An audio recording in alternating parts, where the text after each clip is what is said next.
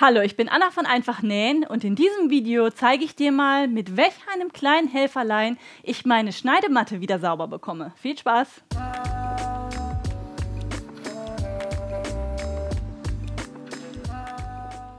Die Sommerpause ist vorbei und ich habe die Chance genutzt, etwas in der Nähwerkstatt aufzuräumen. Und dabei ist mir dieses Teil hier in die Hand gefallen. Eine Fusselrolle.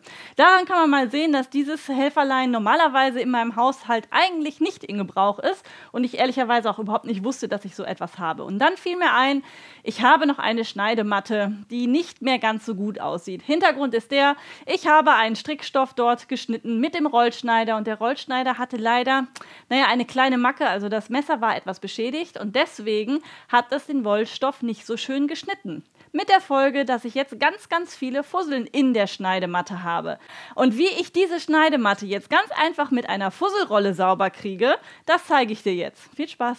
Also als erstes muss ich mich mal outen. Ich hatte keine Ahnung zuerst, dass man das da einfach so abziehen kann. Ich habe mich nur gewundert, warum das nicht ganz so schön klebt, wie ich mir das vorgestellt habe. Ja, ich habe herausgefunden, man kann die Fusselrolle da also abziehen, sodass das dann neu ist. Und dann bin ich erst einmal mit der Fusselrolle rollend über die Teile gegangen, um dort dann entsprechend die Fusseln zu beseitigen.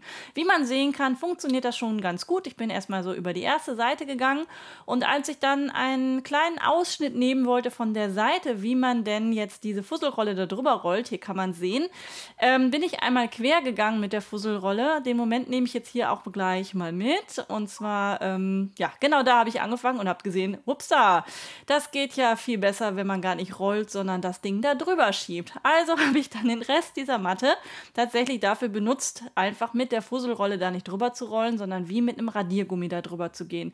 Und siehe da, innerhalb von kürzester Zeit habe ich die komplette Matte einmal glänzend sauber bekommen. Ja, und so sah meine Fusselrolle dann nach diesem Experiment aus und ich muss sagen, das hat mega gut funktioniert. Und wenn du jetzt auch den ultimativen Tipp hast, wie man so eine Schneidematte wieder richtig schön sauber bekommt, dann schreib's doch sehr gerne unten in die Kommentare. Bis zum nächsten Video, wünsche ich dir alles Gute. Ciao!